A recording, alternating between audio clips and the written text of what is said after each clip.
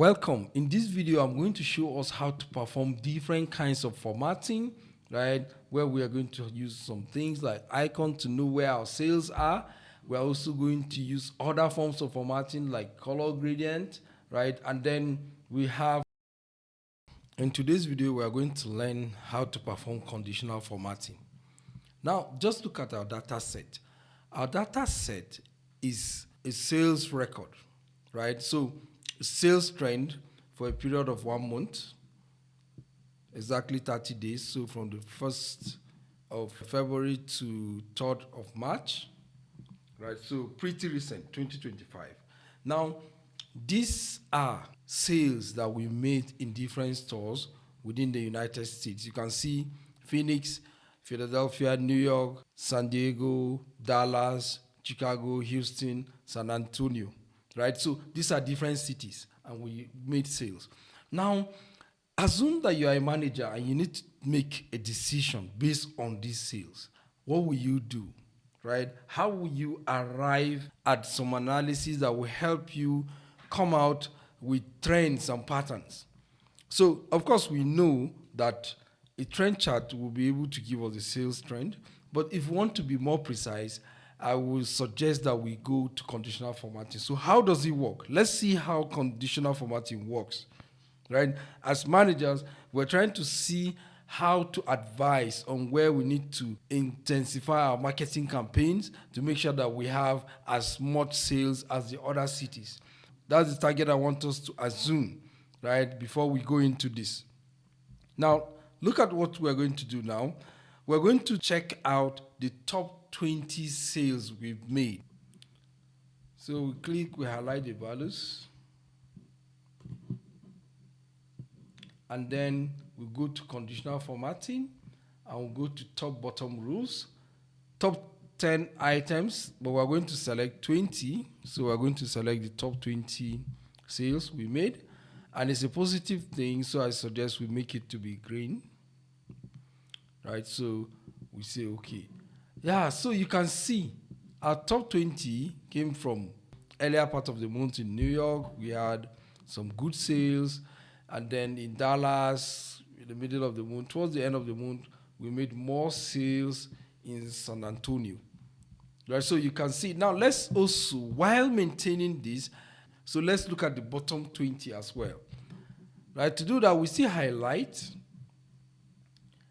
And we go to conditional formatting. This time around, instead of top 10 items, see the bottom 10 items. So we select bottom 10. Yeah, so it's a negative thing, so we leave it as red color, so I can say 20. Right, so beautiful. So you can see. Now, this is already giving us some trends and some patterns. You know, Houston has not been performing well. You know, yeah, so they have a lot of bottom sales, right? So we have these two. New York that had very high sales. Something must have happened towards the end of the month, and early this month, we're beginning to see some decline in sales. Right? So this is the beauty of conditional formatting. Let's see other ways we can explore this idea that can tell us story about almost everything we have. Right? So for now, we're just looking at the top and the bottom. So this time around, we need to clear what we have. So we say clear rules, and then we can say clear entire sheet. So now we don't have any rule set.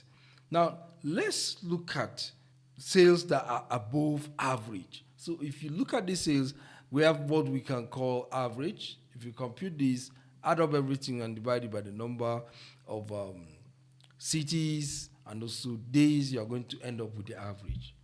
Right? So, but in conditional formatting, we can also say, want to see sales that are above average. So, to get sales above average, you come here, top bottom rule, this time around, you see above average. You select it, right? A positive thing, so we can make it green. And we can as well go back again and say we want to look at sales that are below average. So we have it, which is a negative thing. As far as we're concerned, we want to make sales above average, right? So you can see San Diego made good sales throughout the month. However, New York, there was decline, so something must have happened. You can see San Antonio, very poor performing, but towards the end, something happened. It now changed, right? So there is a change of story starting from the 24th, right, to the 3rd of March. You can see.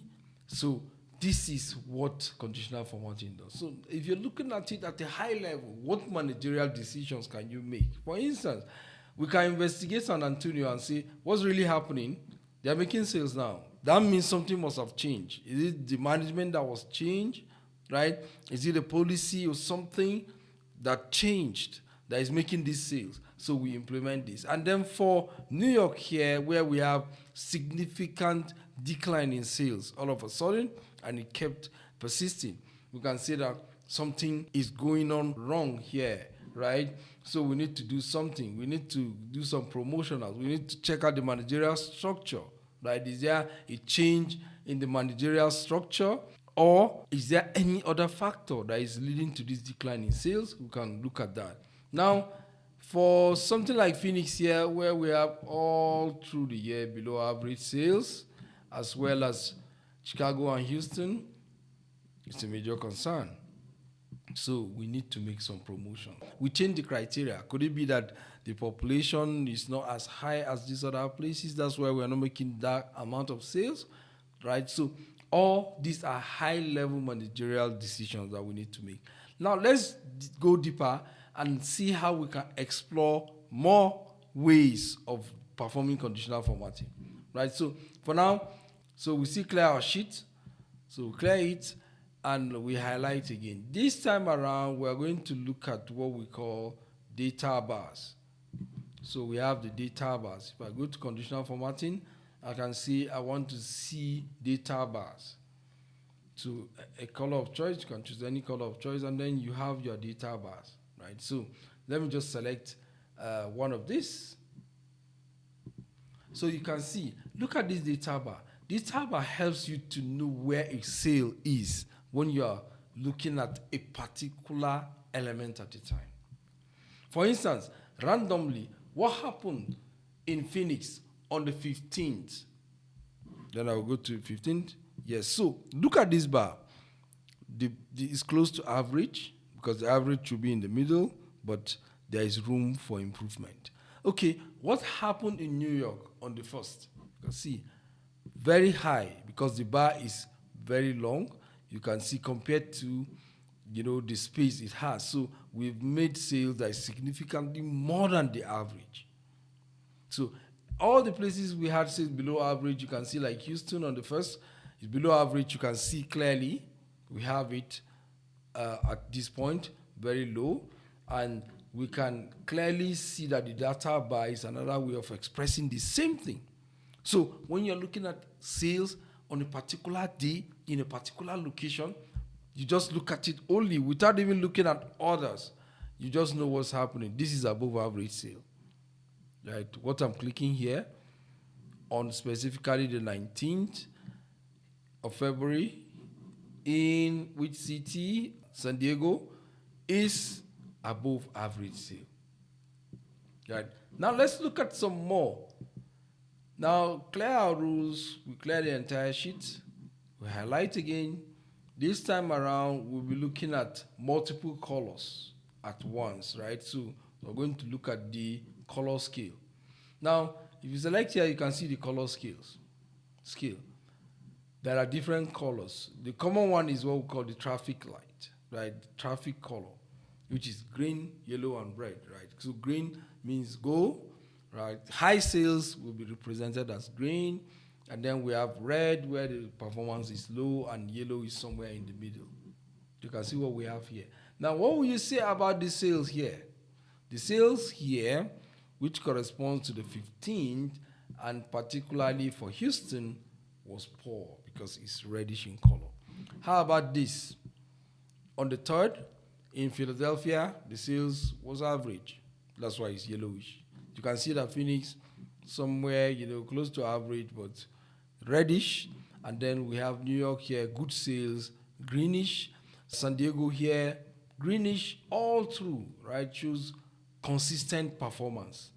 Right? So we can see how easy we can do that. Now let's look at how we can adjust this into some other format. So I will clear this, and then we highlight again. This time around, we go to conditional formatting, and we select a different scale. So I will just flash through them for us to see. For instance, you can decide to go green and red, only 2 colors. So it shows us where the performance is low, where you see is white, is somewhere in the middle. So you can see, so it's either on the negative aspect of the sales or on the positive aspect of the sales. We have the inverse too, where high values have a negative connotation. You can use the reverse. So red is for high values, and then green is for lower values. For instance, if you are looking at death rate or something in your data set, you can decide to say red should be high, right? So high death rate is not a desirable thing. But for sales, we want to make sales. We want to make profit. We want to make sales. So we choose the green. There are other options like the blue, cool, warm formatting. So let me select it again. You can see blue is cool. Everything is fine. Red, not so beautiful. So we have the color saturation where the deeper the color, the better, right? So if you see this, we're just saying that high sales has deeper color. So anywhere you are, you just select, the color is light, the sales is low, and then this is deeper color, means that the sales is high, relatively, right? Always remember that everything that we're doing is relative to other data that we have here, right? So if we have sales that are high consistently everywhere, and then even though what we have here is 16,000, which is considered as high currently, in relation to other sales that we have, it might change color, right? Because if there is a very significant change somewhere, it can affect the outcome of the formatting that we have, right? So just keep it simple and just have an understanding that what we're looking at is just relative to the data set that we have here, right? So the next thing I want to show is something interesting again. Let's see how we can use icons, right? So let me clear the rules. We clear the entire sheet. We select the sheet again. And this time around, we're going to use icons. Can you see these 3 arrows? Here we have 3 arrows. These 3 arrows showing us green, yellow, and red. The arrow pointing up, sideways, and then down. So let me expand this so that we can see our figures well. So what do you think about this? This is a direct indicator of where the sales is, right? For instance, we have a new staff that has been posted to New York on the 6th. What do we see about his performance? Okay, this staff was in New York. Wow, he had a high sales. But he was later transferred to Dallas, right? And he resumed Dallas on the 14th. So let's look at 14th. Wow, he has a high sales. So if we have that track record of that person, we can see that he's been performing well wherever he has been posted. So we can be able to attribute high sales to that individual, right? Because it shows that wherever he has been, the sales have been high, right? So there are other factors to look at. But for now, anywhere we see yellow is somewhere in the middle. Anywhere we see red is somewhere below average, right? So poor performance. And then the green shows high performance in sales. Now let's look at different variants of these icons. So I'll select this again. This time around, I will clear my rule, and then we go to icons. We can see the different variations, right? Meaning the same thing. The one that has 4 arrows, you can see that either totally down, which is red, but the yellow is into 2, right? Above average or below average, but somewhere in the middle, and then the red clearly shows that it's down. We have 5 arrows. We can see the arrow is flat when we are very close to the average, and then when it goes up, above average and below average and all that. So all these are various icons that we can choose to perform our conditional formatting. Like different things, but different icons, but they all try to point at the same thing, right? High, low, and average. We have these which are like data bars here, ratings. You can rate the sales, where the star, you can see the star. If the star is complete, that means it's rated high performance. And then when we have almost empty, the performance is low. You can see different icons, so whichever is convenient for us, you can make use of, right? To keep it simple, I'll just select this and leave it there. Now, finally, let me show you how we can customize our formatting. We can change the rule of formatting, not just high. We can use specific values to target our conditional formatting. Let me clear this and show us. So we can clear our rules, so clear in entire sheet. And let me just scroll up so that we can see the cities. Now, let me show you what I'm talking about. We can say new rule. We are trying to create a new rule. First, format all sales based on their values, right? So, for instance, I can say, well, I want to use two colors. And this color, the low values should be now my choice. I'm going to use, let's say, this color. And the high values are going to be, let's say, this color, right?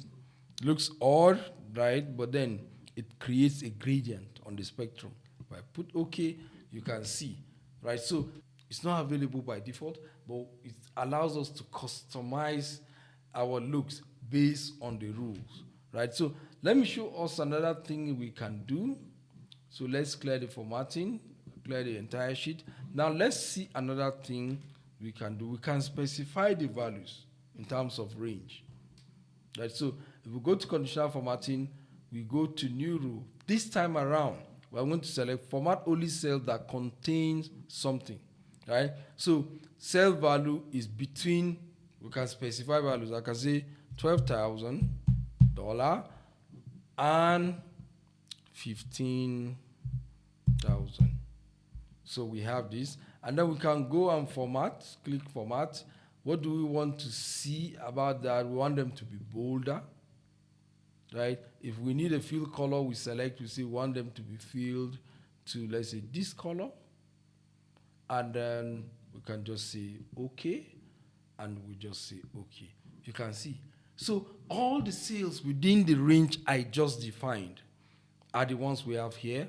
They are bolder and have this color background that we set, right? I hope you enjoyed this video.